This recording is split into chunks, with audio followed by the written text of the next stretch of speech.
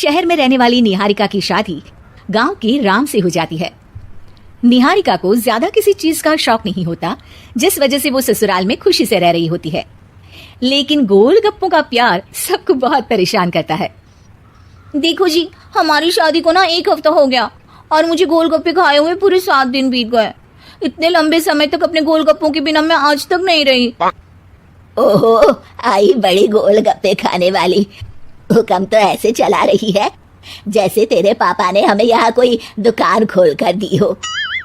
बेटी तो दी है ना, अब उससे थोड़े गोलगप्पे तो आप भी खिला सकते हैं ना। अरे देखो तो जरा, नास पीटे गोलगप्पों के पीछे कैसे कैंची की जैसी जुबान चल रही है इसकी। देखिए मम्मी जी, आप भले मुझे कुछ भी बोलिए, लेकिन अपने गोलगप्पों के लिए मैं कुछ नहीं सुन सकती। हाँ, अरे मैं तुम्हें गोलगप्पे खिला दूंगा, थोड़ा सब्र तो करो। पिछले 7 दिनों से सब्र ही तो कर रही हो ना।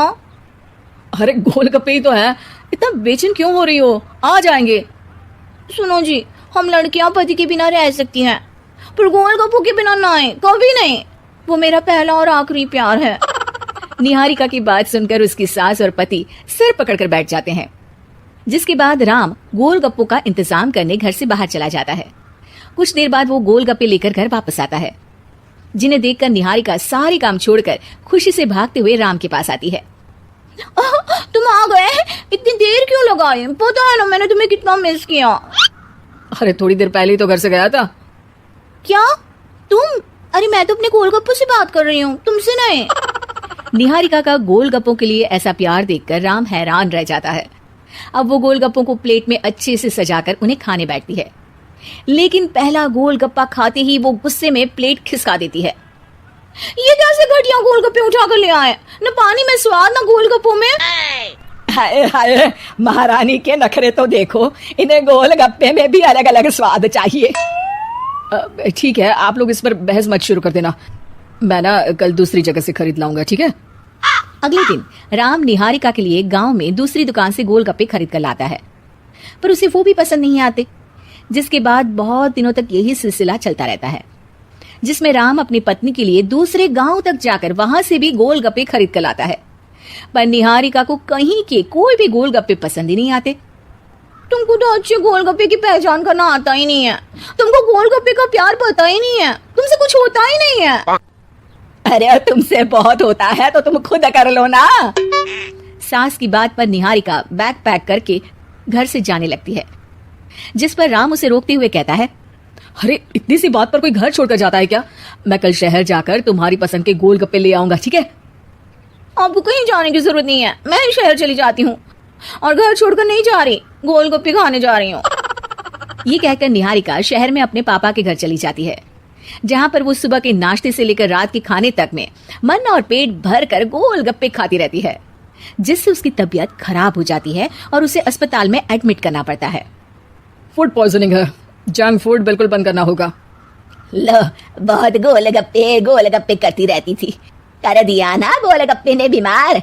और खाओ अब। माँ, इसके बारे में हम घर जाकर बात करेंगे। कुछ दिनों में निहारिका ठीक होकर अपने ससुराल वापस आ जाती है, जिस पर एक बार फिर सास बहू की नोकझोंक शुरू हो जाती है।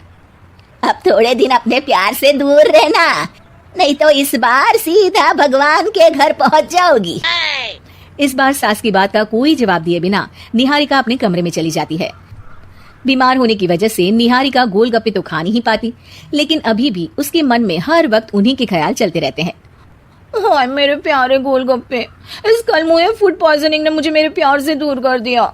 मेरे गोलगप्पों, मुझे तुम्हारी बहुत याद आ रही है। अगर मैंने तुम्हें खाया तो मम्मी जी तानों के ही गोलगप्पे बनाकर मुझे खिला देंगी।